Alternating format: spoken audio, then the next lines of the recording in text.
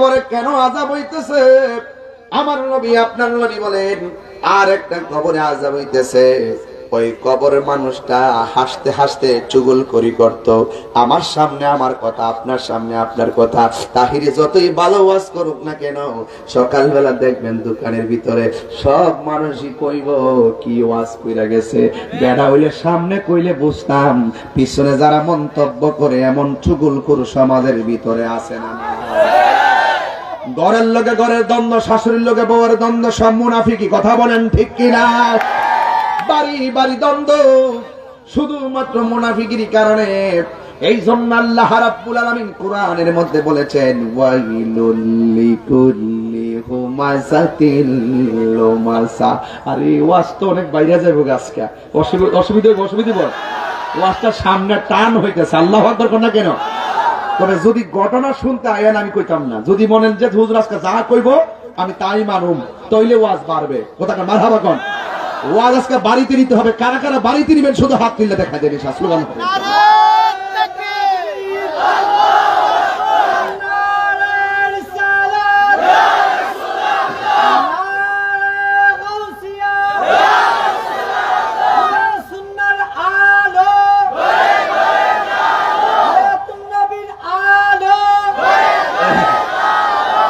আল্লাহু আকবার কোন?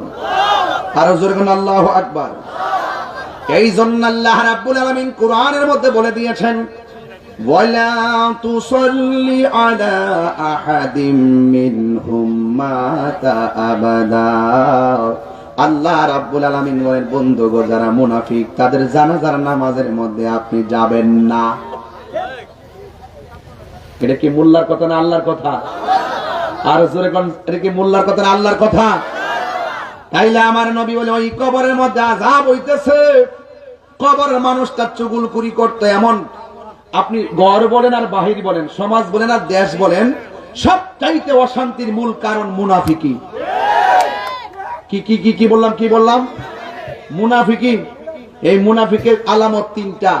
কথা বললে সে মিথ্যা বলবে, ওয়াদা করলে খেলাপ করবে, ইজা তুমিনা খানা, তার কাছে আমানত রাখলে আমানতের খিয়ানত করবে। তাহলে আমরা কি আজকে থেকে মুনাফিকি করব? কারো বিরুদ্ধে কথা বলবো এবং গোপনে কারো সমালোচনা করব, মোবাইলের মাধ্যমে মিথ্যা কথা বলবো? তাইলে কেউ আমানত দিলে কি খিয়ানত করব? এবং কথা বললে ওয়াদা করলে কি ভঙ্গ করব? আল্লাহ বলছেন ওয়ালা তুসাল্লি আলা আহাদিন মিনহুম মাতা আবাদা। আল্লাহ বলছেন ও বন্ধু আপনি মুনাফিকদের কবরের কাছেও যাবেন না। ও না, ওয়ালা ও তারা মারা গেলে আপনি তাদের জানাজার নামাজে যাবেন না। তাই এই আইনটা কি আল্লাহ সহজ না কঠিন করছে? আল্লাহ বলছেন হ্যাঁ বন্ধু ওয়ালা তুসাল্লি আলা আহাদিন মিনহুম মাতা আবাদা। ও বন্ধু যারা মুনাফিক তাদের জানাজার নামাজে যাবেন না। এরপর আমার আল্লাহ বলেন ওয়ালা তাকুম আলা কবরিহি। ও বন্ধু রে, এই মুনাফিকরা যদি মারা যায় তাদের কবরের পাশেও যাবেন না। ইন্নাহুম কাফারু বিল্লাহি ওয়া রাসূলিহি। এই মুনাফিকরা আল্লাহ এবং রাসূলকে অস্বীকার করেছে। ওয়া মাতু ওয়া হুম ফাসিকুন, আর তাদের মরণটা ফাসিক অবস্থায় হয়েছে। এই জন্য তারা কবরেও শাস্তি পাবে, হাসরের ময়দানেও শাস্তি পাবে। এই জন্য যুবক ভাইয়েরা আমার মুনাফিকদের কাছ থেকে দূরে থাকার দরকার আছে না নাই? আরো জোরে গণনা আছে না নাই? এই জন্য আমার যুবক ভাইয়েরা আল্লাহ রাব্বুল আলামিন কোরআনের মধ্যে বলেছেন ইয়া আইয়ুহাল্লাযীনা আমানু লা তাতাওয়াল্লাউ কওমান। সুবহানাল্লাহ বলবেন না? আল্লাহ রাব্বুল আলামিন কোরআনুল কারীমের মধ্যে বলে দিয়েছেন হে ঈমানদারগণ তোমরা সেই সম্পর্কের সাথে সেই সম্প্রদায়ের সাথে বন্ধুত্ব করো না গাদিবাল্লাহু আলাইহিম, যাদের উপর আমার আল্লাহ রাগ করেছেন এদের সঙ্গে তোমরা বন্ধুত্ব করো না, এদের সঙ্গে তোমরা ভালোবাসা রেখো না। কারণ যারা মুনাফিক, এই মুনাফিকদের দ্বারা শুধুমাত্র জানের ক্ষতি হবে না, সবচাইতে বড় ক্ষতি হবে ঈমানের। কথা বলেন ঠিক কিনা? এই জন্য আল্লাহ বলছেন وبشر الذين آمنوا وعملوا الصالحات أن لهم جنات تجري من تحتها الأنهار জোরে কোন আল্লাহু আকবার। আল্লাহ রাব্বুল আলামিন বলেন জান্নাতের শুভ সংবাদ তাদের জন্য যারা ঈমানদার। এই জন্য আমার যুবক ভাইয়েরা, ঈমানদার যদি হতে চান তাইলে আমার আল্লাহর বিধানগুলো মানার দরকার আছে না নাই? আরো জবান খুলে কোন আছে না নাই? যুবক ভাইয়েরা, আমার আল্লাহ বলেন আল্লাহ হলো তিনি সুম্মা আমাতাহু ফাআকবারহু। আল্লাহ হলো তিনি যিনি তোমাকে প্রথম জীবিত করার পরে মরণ দেয়, মরণ দেওয়ার পরে আবার তাকে কবরস্থ করান। কথা কোন ঠিক কিনা? আমার একজনে কইছিল, হুজুর আপনি এমন জায়গায় যাইতে পারবেন না। আমি বলছি যে আমি যতদিন বেঁচে আছি যাব আসবো, কিন্তু আমার একটা ট্রান্সফার আছে।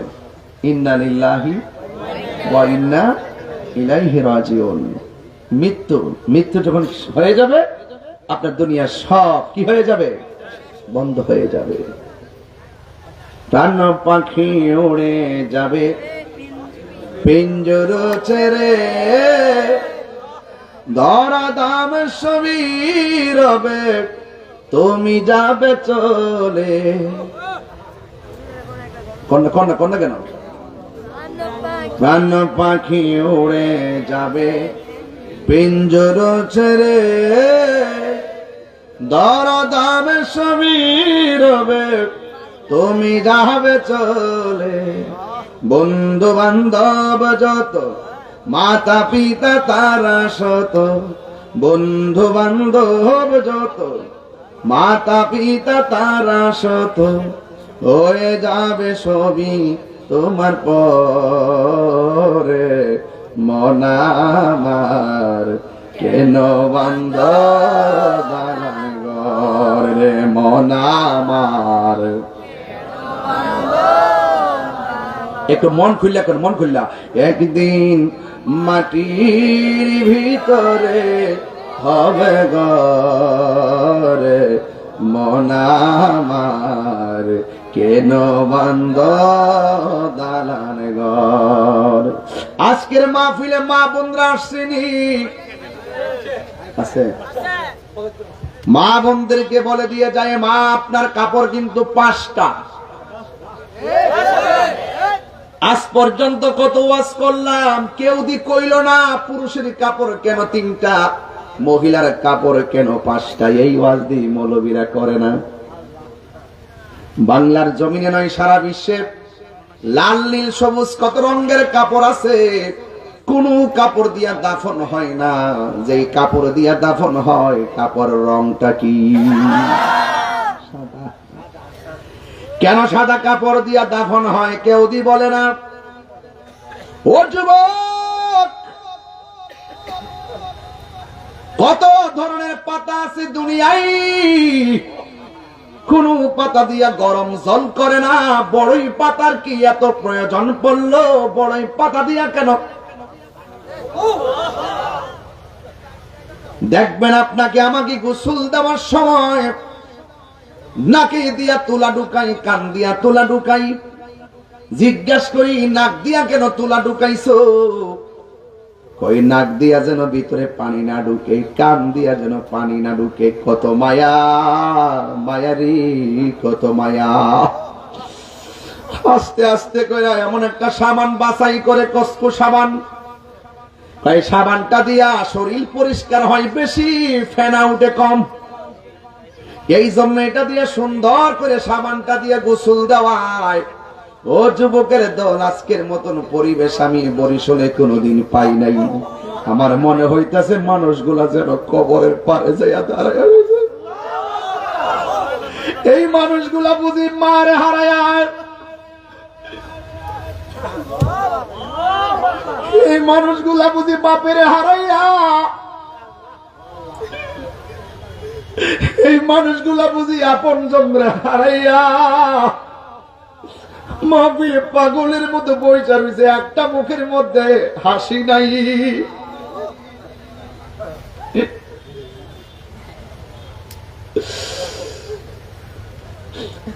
জন্য যুবক ভাইরা আমার, পায়ের মধ্যে হাত দিয়ে বইলা দিয়া যাই, নিঃশ্বাসের কোনো বিশ্বাস নাই, কথা কোন ঠিক কিনা? নবী আমার বলে, উম্মত, রুহুটা নেওয়ার সময় কষ্ট হয়, ঠিক আছে,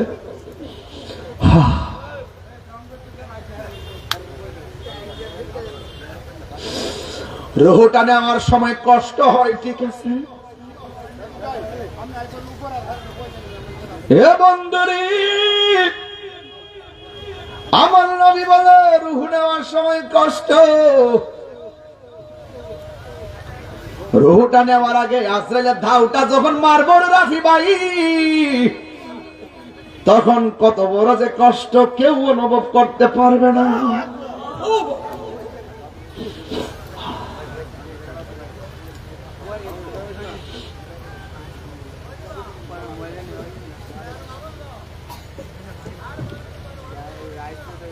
রুহুটা নেওয়ার সময় আজরাইল যখন বরিশালের ঘরের দরজায় আসবে,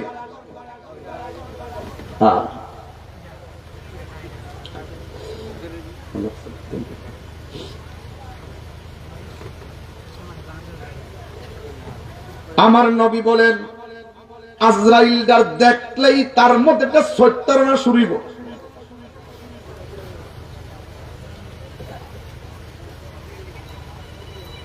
আজরাইলকে দেখলেই তারা রগগুলো ঠাস করে ছিঁড়ে যাইব। ডাক্তার সেলাইন দেওয়ার সময় যতই চেষ্টা করো লাইন পাবে না, ডিসকানেক্ট হয়ে যাবে। আজরাইলকে দেখা মাত্র এই রগগুলা টাস টাস করে ছিঁড়ে যাবে, হাড্ডি গুলা খুলে যাবে, শরীরের তাজা রক্তগুলা মুহূর্তে পানি হয়ে যাবে, দেহটা নিথর ভাবে মাটির মধ্যে পড়ে রবে, হাত লড়ে না, পা লড়ে না, বডি লড়ে না রে। ও বরিশালের বাবা, আমার নবী বলে রুহুটা নেওয়ার আগে যে সত্যারণা শুরু হবে, যে সাকরাতুল মাউতের তুফানটা শুরু হবে, আমার নবী বলে এটা বড় একটা তুফান, বড় একটা তুফান, বড় একটা তুফান শুরু হয়ে যাবে। আমার নবী, আপনার নবী বলেন এই তুফানে পড়ে গেলে মানুষ এমন ভাবে তৃষ্ণার্ত হয়ে যাবে, 7 সমুদ্র 13 নদীর পানি যদি মুখের মধ্যে ঢাইলা দেয়, সেদিন 1 সেকেন্ডের জন্য পানি তৃষ্ণা মিটবে না, পানি তৃষ্ণা মিটবে না, পানি তৃষ্ণা মিটবে না। এ আব্বুরি,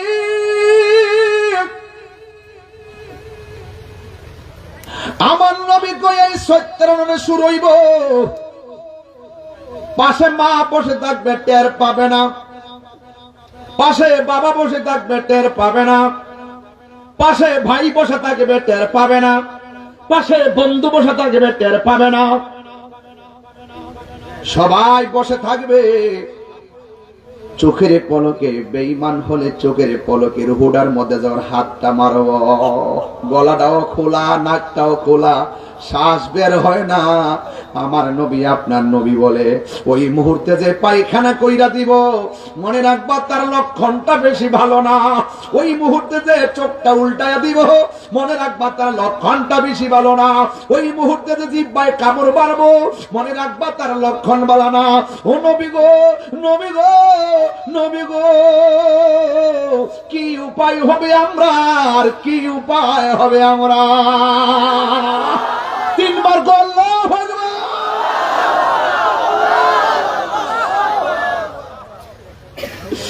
এই জন্য আমার যুবক ভাইয়েরা চোখের মধ্যে কবরটা বাসায়া দেন। নবী আমার ডাক দিয়া বলে, উম্মত, যেই উম্মতে 20 বার দিনে রাইতে 24 ঘন্টায় 20 বার যারা মরণের কথা খেয়াল করবে, ওই দিন যদি তার মরণ হয়ে যায়, আমার আল্লাহ তার মরণটাকে শহীদের খাতায় লিখে দিবে। মরণের চিঠি যখন আসবে আমার, কালিমার তালকিন দিয়া রডটা যখন ছিঁড়া যাইব, সময় নাই রে বাবা, অনেক দূরে যাইতে হবে, মাফি আছে, কিন্তু এরপর বুঝাইয়া দিয়া যায়, ওয়াজটা বুঝাইয়া দিয়া যায়। আমার নবী আপনার নবী বলে, মানুষ যখন মৃত্যুর ঘাটে পড়ে যাবে, তার কানের কাছে যাইয়া কইও না খালাম্মা আইছে, জেডা আইছে, চাচা আইছে, দুনিয়ার কোন মানুষের পরিচয় তখন কানের মধ্যে দিও না। আমার দেশের মধ্যে দেখবেন অভ্যাস হইল, মুমূর্ষ রোগীর সামনে যায় কই এখন কেমন লাগতেছে, এখন কেমন লাগতেছে, ও পুত্রে ছায়া দেখোস না তোর খালাম্মা আইছে, ও পুত তাকায় দেখ তোর ভাই আইছে। এই কথাগুলো সেই দিন বলবেন না, এই পরিচয় সেই দিন কাজে আসবে না। ওই মানুষটা বিরক্ত হয়, যেই মানুষটা মরণ সাগরে পাড়ি দিছে, এই মানুষটা দুনিয়ার পরিচয় শুনলে তার বিরক্ত হয়। ওই সময়ের ভিতরে শুধুমাত্র করবেন লা ইলাহা ইল্লাল্লাহ, লা ইলাহা ইল্লাল্লাহ,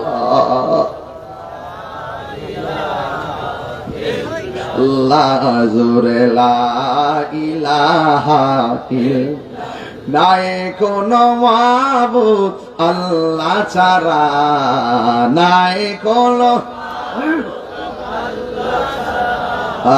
লা ইলাহা ইল্লাল্লাহ, লা ইলাহা ইল্লাল্লাহ। আমার বন্ধু, মরণের সময় কানের কাছে শুধুমাত্র কালিমার তালকিন দিবেন, অন্য কোন পরিচয় তুলে ধরবেন না। এই জন্য আমি গানে গানে বলতেছি, মরণের চিঠি যখন আসবে আমার, কালিমার তালকিন দিও বারে বারে, মরণের কোন আসবে আমার, কালিমার তালকিন দিও বারে বার, প্রাণ ভরে দেখব চেহারা তোমার, প্রাণ ভরে আর ডেকে নাও রওজা তোমার, রাসূলুল্লাহ কি উপায় হবে আমার, কন্যা কন্যা রাসূলুল্লাহ কি উপায় হবে আমার, তোমার দেশে যাই কত আসে কেন, এই দম পড়ে আছি বাংলায়, তোমার দেশে যাই কত আসে কেন, এই দম পড়ে আছি বাংলায়, যেতে পারলাম না আমি দেশেতে তোমার, যেতে তোমার দেখে নাও রওজা তোমার, রাসূলুল্লাহ কি উপায় হবে আমার, রাসূলুল্লাহ কি উপায় হবে আমার, জোরে জোরে কি আল্লাহু আকবার বলা যাবে না? আমি বুঝাইতেছি, কবর আযাব কি সত্য না মিথ্যা? মরণের যন্ত্রণা কি সত্য না মিথ্যা? আপনি কি মনে করবেন মাদ্রাজ গেলে আপনি বাচ্চা যাইবেন, সিঙ্গাপুর গেলে বাচ্চা যাইবেন, কোন দেশে গেলে বাঁচতে পারবেন না? একটা সেকেন্ড এদিক সেদিক করা হবে না। জবানটা খুলে কোন হায়াতের মালিককে। আজ থেকে প্রায় 8 বছর আগে আমার কত গাইলাম গাইলেছে, কিরে আমি গান গাই, কিরে আমি গান গাই। এই যে এখন বুঝবেন কি গাইছিলাম 8 বছর আগে। ওই সময় তো বুঝাইতে পারছি না। ওজনদার কথা কইলো মানুষে, ছেলে খেয়ালি বলে চালাই দিছে। আরে ছোট্ট মানুষ কিতা কইব না কইব, বাদ দেয়, যুক্তি রুক্তি বাদ দেয়। যখন একটু বয়স হয় তখন তার কথাগুলো মানুষ একটু ধরার চেষ্টা করে। এটা আমাদের সমাজের রেওয়াজ। ওই সময় বলার পরে আপনারা বলছেন আমি গান গাইছি, ওই এখন কইতাম নি, বুঝাই দিতাম নি এখন, আর এখন বুঝাই দিতাম নি। রংমহলে থাকবারে বন্ধ পালঙ্কে সহিয়া, কোন সন্ধানে মন চোরা ঢুকিবে আসিয়া, আরে দুয়ারে প্রহরী থইয়া প্রবেশ করলো কে মনে, আর কি দেখা হবে রে বরিশালবাসী জীবনে। এই যে কইছি আর সকালবেলা কই হ্যাঁ গান ছাড়া কিতা বুঝে, হ্যাঁ কি ওয়াজ করে নাচানাচি করে, হ্যাঁ ঠেলা ঠেলি। বাবা আমার 2 ঘন্টা ওয়াজের ভিতরে 30 সেকেন্ড আর 1 মিনিটের খণ্ডিত অংশ আপনি শুননা আমাকে আপনি মন্তব্য করলেন আমি নাচানাচি করি, অথচ আমি ওয়াজ করি 2 ঘন্টা। এই 2 ঘন্টার ওয়াজ তো আপনারা যারা ওই বড় বড় জায়গায় চেয়ারে বসে থাকেন আপনি তো এগুলা দেখেন না, দেখলে হয়তো বুঝতেন আমরা কি ওয়াজ করি। আমাদের অডিয়েন্স যদি আসতেন তাই দেখতেন তারা কিভাবে চোখের পানি ফেলে কান্না করে।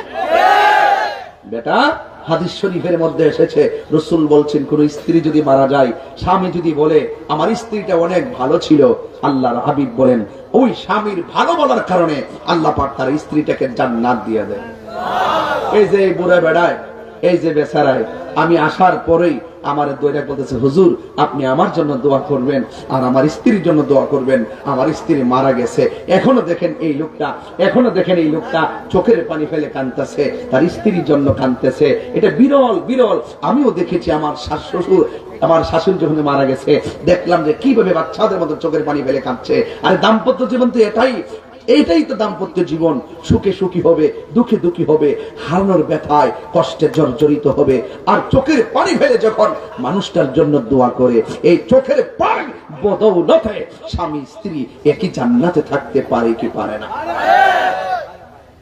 এই দোয়াটা সব সময় করবেন। আল্লাহ দুনিয়ার জিন্দেগিতে এতদিন চললাম, সন্তানাদি হলো, এত রোমান্টিকতা ছিল, আজকে জীর্ণ শীর্ণ বুড়া হয়ে গেলাম, কিন্তু আমি হয়তো আগে মরবো আর না হয় আমার স্ত্রী পরে মরবে, কিন্তু একদিন তো মরবই। কিন্তু জান্নাতের ভিতরে হাসরের মাঠে আমরা দেখা করাই দিও, সন্তানের সাথে জান্নাতের জন্য একসঙ্গে থাকতে পারি সেই ব্যবস্থা করে দিও। এটার নাম হলো জিন্দেগি। আমি বলছিলাম রং মহলে থাকবারে বন্ধু পালঙ্কে শুইয়া কোন সন্ধানে মন চোরা ঢুকিল আসিয়া। আপনাদের চোরা মনে করতেছেন জুতা চুরির কথা বলছি, আসলে মন চোরা মানে হলো আজরাইল। তোমার ঘরের দরজায় আছে ভাই, দরজায় আছে বোন, তোমার পাশে আছে ভাই বোন আত্মীয় স্বজন, কিন্তু এই মুহূর্তে যার পা হলো জমিনে মাথা হলো আসমানে, এত বড় আজরাইলটা কোন সময় দরজাটা দিয়া ঢুকলো, কোন সময় রুহুটারে সার্জারি করলো, এত মানুষ বসা একটা লোক দিয়ে ধরতে পারলো না। কথা কন না কেন, ঠিক না বেঠে? এই জন্য আপনি যদি অর্থ না বুঝেন তাইলে আপনি সমালোচনা করবেনই। আল্লাহর ওয়াস্তে মানুষের নিন্দা করা ভুলে যান, পশ্চাতে সামনে পশ্চাতে নিন্দা করবেন না। যদি করেন তাহলে ওয়াইল নামক দুর্যোগ আছে না নাই, আরো যদি দুর্ভোগ আছে না নাই। এই জন্য আমার যুবক ভাইয়েরা আমি বলতে চেয়েছিলাম, আমার নবী আপনার নবী বলেন বেঈমান হলে অবস্থা ভয়াবহ হয়ে যাবে। আর যদি ইমানদার হন আপনার ঘরের দরজার মধ্যে আজরাইল আসবে, আয়েশা আপনাকে সুন্দর করে সালাম দিবে আর আপনার মাথার কাছে বসে যাবে। আর আজরাইলের হাতের আঙ্গুল দিয়া মাথাটারে চিরুনি বানায়, আঙ্গুল গুলারে চিরুনি বানায় আপনার মাথার মধ্যে আশ্রয় দিব। আর আপনার চোখের মধ্যে একটা ঘুম ঘুম ভাব আসবে। তখন আজরাইল আপনার কানের কাছে মুখটা লাগায় বলবে, ও আল্লাহর বান্দা, আল্লাহ আমারে পাঠাইছে তোমার রূহটা কবজ করার জন্য।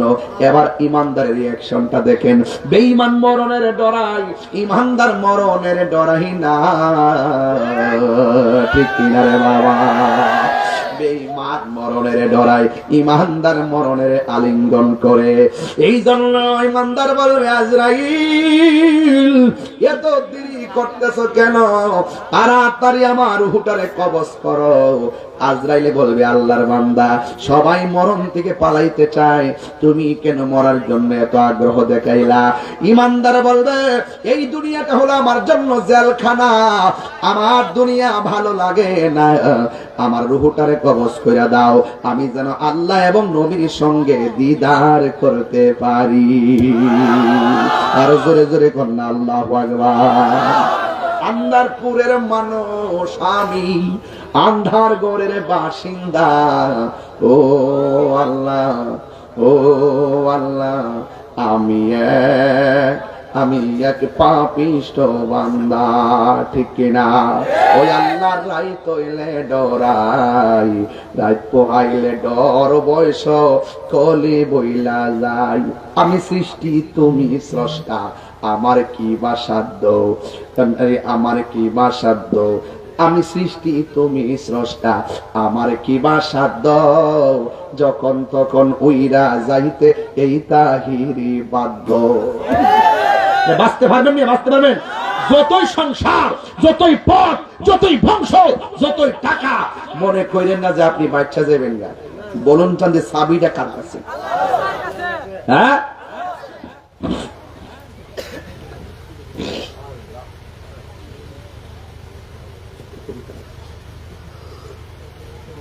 বলছিলাম কি, আমি সৃষ্টি তুমি স্রষ্টা। তুই কষ্ট দিচ্ছ বরাবর, মাইন্ড করবেন না, আমি একদম ঠান্ডা মাথায় কথা বলতেছি। বলেন বলেন, আমি সৃষ্টি তুমি স্রষ্টা, আমার কি বা সাধ্য, যখন তখন উইরা যাইতে জীবের জীবন বাধ্য, সব ক্ষমতার প্রতিপাদ্য, হর হামেশা গায়, আল্লাহর রাই তৈলে ডরায়, রাত পোহাইলে ডর বয়স কলি ভুইলা যায়। রাত্রেবেলা ধরুন আন্ধার করে, আন্ধারপুরের মানুষ আমি, আন্ধার ঘরের বাসিন্দা, ও আল্লাহ আমি এক পাপিষ্ঠ বান্দা। রাত্রেবেলা যখন অন্ধকার থাকে ভাই, তখন কিন্তু লাইট ছাড়া বাইরে একটা ডর করে। আবার দিনের বেলা যখন সূর্যের আলো দেখে, তখন আর ডর খাইটা জায়গা, আর ডরানো আর ডর কেটে যাওয়ার মাঝখান দিয়ে মৃত্যু যখন আসবে, কবরটা কি আন্ধারি না ফসলা? তখন আপনি কই যাইবেন? আর কি জায়গা আছে? আর জায়গা আছে? এই জন্য ওই জায়গাকে যদি আলোকিত করতে চান, ওই ইমানদারের মতো জিন্দিগি গঠন করতে হবে। ইমানদার বলতেছে আজরাইল তাড়াতাড়ি রুহটারে লইয়া যান, এই দুনিয়া আমার ভাল লাগে না। আল্লাহর সঙ্গে দেখার জন্য, নবীর সঙ্গে দিদারের জন্য মনটা পাগল হয়ে রয়েছে। এবার আজরাইলে কেমনে রুহটা কবজ করবো দেখেন। দর্শে ঘুমাই গেছে, যাররা পরিমাণ টেরও পায় নাই। আরো বড় করে বলেন না সুবহানাল্লাহ। এই যে মানুষ মরে গেছে গায়ে, ওই মসজিদ একটি সুখ সংবাদ, মানুষ কিরে কে মরছে রে, বরিশাল বুইয়াবাড়ি নিবাসী, বাস নাম একটা বললো, ইন্না লিল্লাহি ওয়া ইন্না ইলাইহি রাজিউন। এরপরে মানুষ দৌড়ায় যায় একটু দেখবার লাগে, এ আবার এত ব্যস্ত, মুখটা জোরে যায়।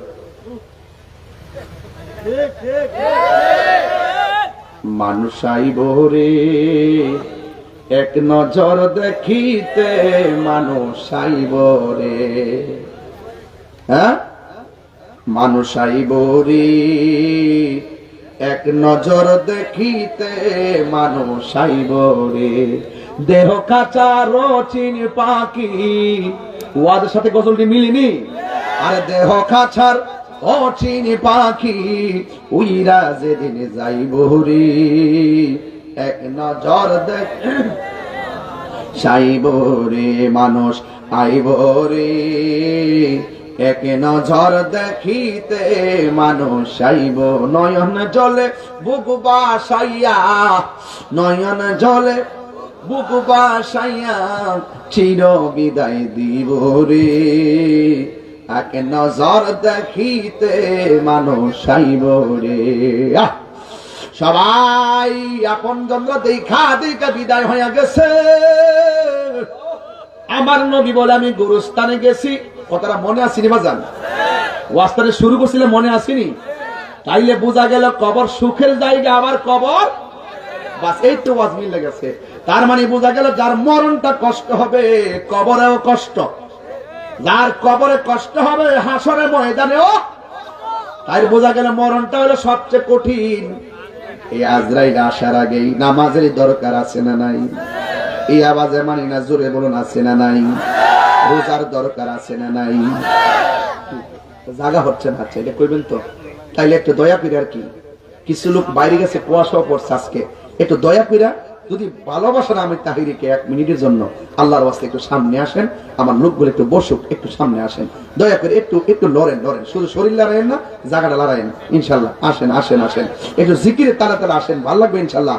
আল্লাহ আল্লাহ আল্লাহ আল্লাহ আল্লাহ আল্লাহ